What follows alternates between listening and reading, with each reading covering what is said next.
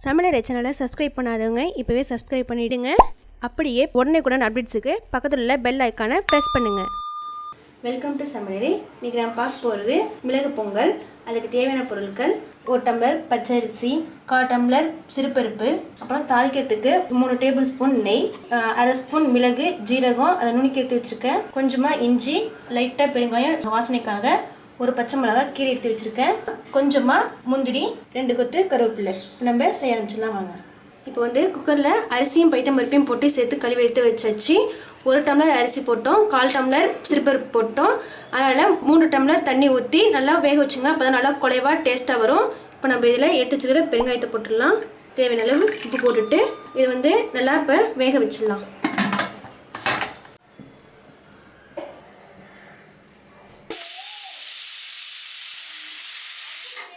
பொங்கல் இப்போ ரெடி ஆயிடுச்சு. கேஸும் போயிட்டு நம்ம குக்கரை திறந்து பார்க்கலாம். நல்லா அருமையாக ரெடி ஆகிருக்கு. இப்போ நம்ம இதில் தாளித்து கொட்டிடலாம். அடுப்பில் பேன் வச்சுட்டு பேன் நல்லா ஹீட் ஆனதும் இதில் 3 ஸ்பூன் நெய் விட்டுக்கலாம். நெய் நல்லா உருகினதும் இதில் எடுத்து வச்சுக்க மிளகு ஜீரகம் போட்டுக்கலாம். அப்புறமா பச்சை மிளகாய், இஞ்சி, கருவேப்பிலை, லாஸ்ட்டாக முந்திரி.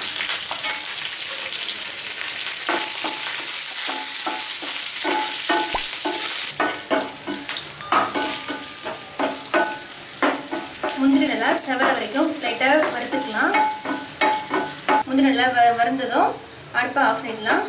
நம்ம தாளிச்சு வச்சுக்கிறத பொங்கல் எடுத்து கொட்டிடலாம். போட்டு எல்லாத்தையும் நல்லா ஒரு தடவை மிக்ஸ் பண்ணி விட்டுருங்க.